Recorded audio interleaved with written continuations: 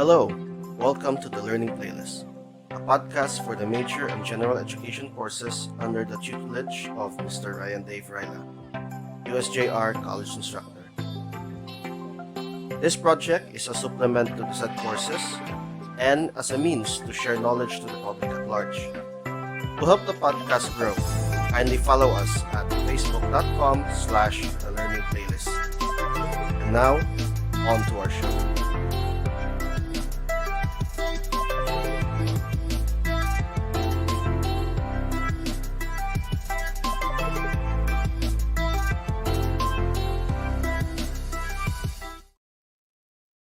Hello, students for TCW. This is a bonus material for the discussion on traditional and human security.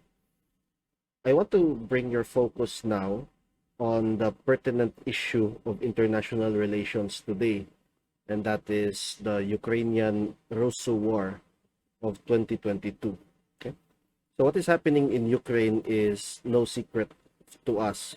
And for some of you, you may have been following these past 3 weeks of conflict in Ukraine intently, using your different tools in the internet or even just in the news. What is happening today is not only a tragedy for millions of Ukrainians, but it is also considerably a major shift in our contemporary world. In the sense that this has never happened before, or rather this has happened before, but we of our generation did not expect something like this to happen. No, in fact, I believe it was Prime Minister Boris Johnson of the United Kingdom that stated that that Russia is bringing the world back to the age of empires. Oh, sorry, that wasn't Prime Minister Johnson. That was President Macron of France who said that. And in his observation, in his view of what's going on right now, we can see something that is foreshadowing in this event, or in this tragedy that is unfolding in Ukraine. We're seeing the rise again of traditional security issues like invasion, which is, of course, if you remember in our lessons in the prelims, this is something that we have talked extensively about during the paradigms discussion, in that lecture.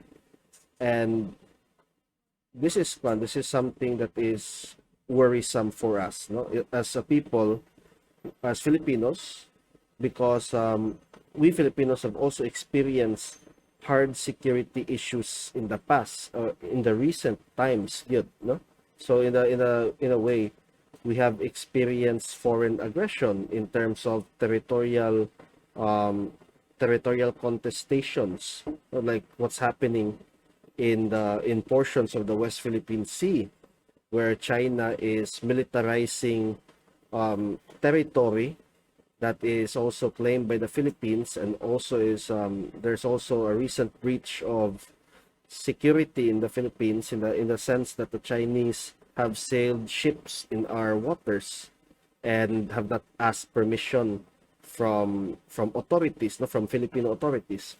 So in a way, I think we should take a stance in favor of the Ukrainians as a people who have also experienced, who have similar experiences as they do.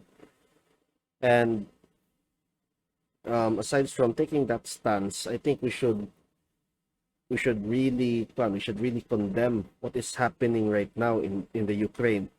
Just recently, I think I read that just before lunch, there was an article.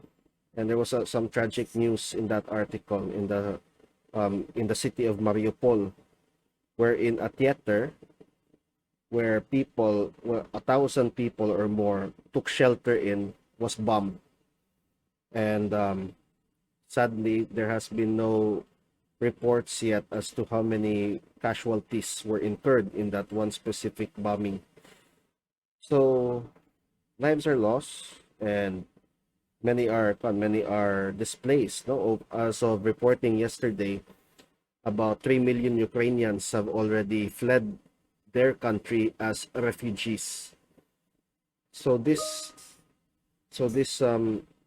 tragedy that is occurring in the Ukraine might feel distant from us Filipinos, but if you come to think about it, or if you come to think about it, in the international setting, at least from the perspective of realism, war is actually the norm.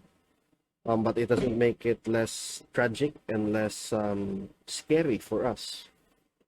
So this is something that is deeply disturbing for me on a personal level, but also as an educator, I see this conflict in the Ukraine as a foreshadowing of what may what is yet to come in our century, in the 21st century.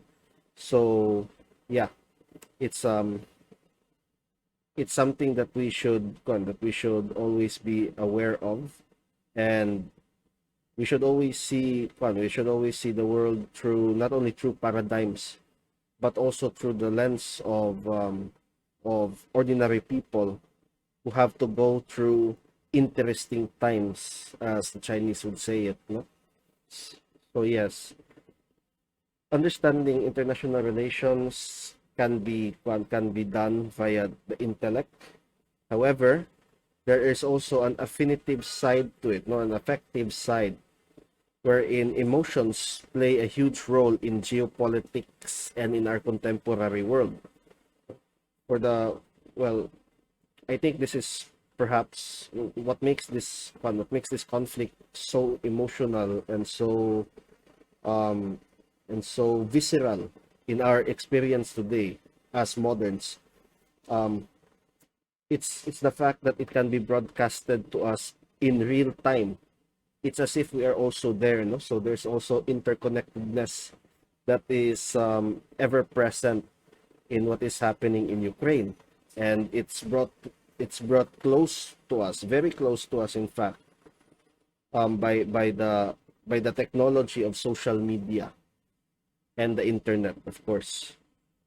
So all in all, I think I have already made my point in this very brief additional material or video essay. So thank you for listening, and I hope we can not only analyze what is happening in Ukraine, but also empathize with those who are currently suffering in the brutal conflict that is being waged there today.